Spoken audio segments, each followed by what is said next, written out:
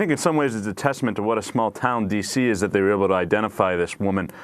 Basically, an activist had been very suspect of this woman for a number of years, had seen her at a lot of meetings, at nearly every protest, but nobody seemed to know her, and she acted strange. Then one time, I guess this activist, Lacey McCall, was at a bar, and somebody showed a Twitter account of this woman. And right away, Lacey knew who it was, knew that this woman was Missy. And then after scrolling through the account, began to discover this woman's name was actually Nicole, and that she was a cop, based on her describing the day-to-day routine. Then after a matter of time, Sean Canavan and Jeffrey Light did a lot of pretty obsessive Facebook stalking and other social media stalking, and found that this woman, despite being an undercover cop, could not stop talking about being a cop on Twitter and Facebook, et cetera, et cetera.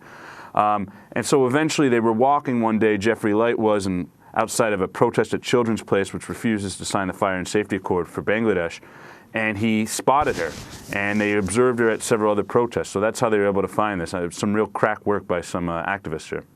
And so explain what USAS, United Students Against Sweatshops, are doing.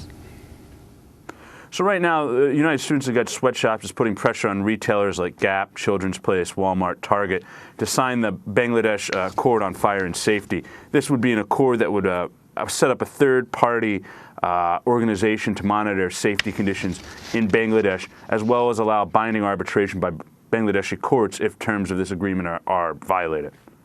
And what they're doing about the infiltration by this D.C. officer.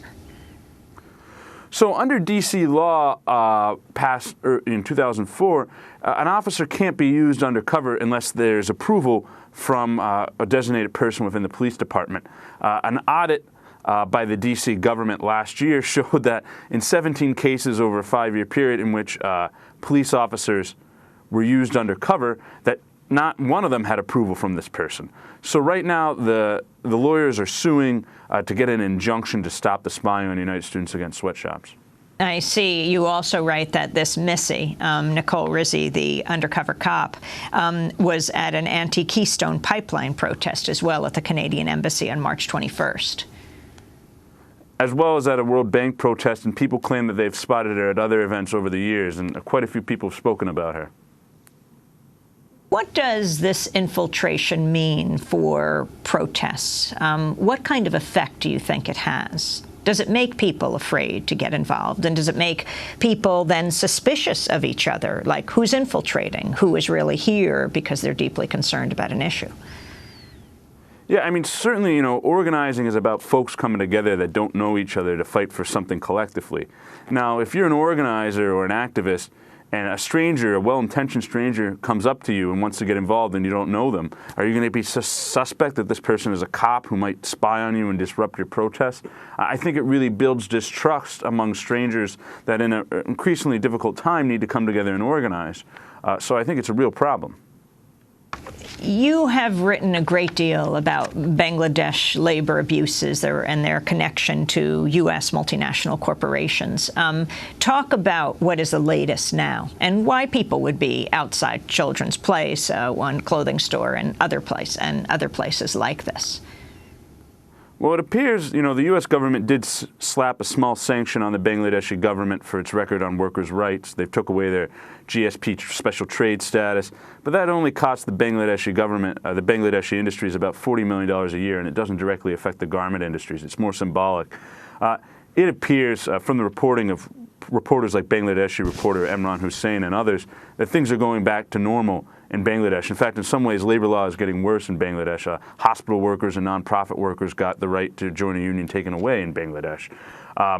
Workers in export processing zones still don't have the right to unionize. Reporting by people like Jim Yardley of the New York Times shows that the building inspectors are still doing the same kind of corrupt things they used to do in the past. So it appears that business is going back to normal, and nothing has been done to track down the people that killed Bangladeshi trade unionist Amil Islam in 2012. And the Bangladeshi government won't even provide a photo of the suspect so that they can track it down. And it's widely believed that the people that killed Amil Islam were the Bangladeshi intelligence service. So it appears that there's some more pressure going on, but Bangladesh seems to be waiting it out. And, the U.S. could slap tougher sanctions on Bangladesh if they wanted to, but Bangladesh keeps throwing out this card that if they do, it will breed radical Islam in Bangladesh. So you really see, interestingly, the war on terror preventing tougher disrupting activists at home here in the U.S., as well as preventing tougher sanctions on Bangladesh because of this fear of radical Islam in Bangladesh.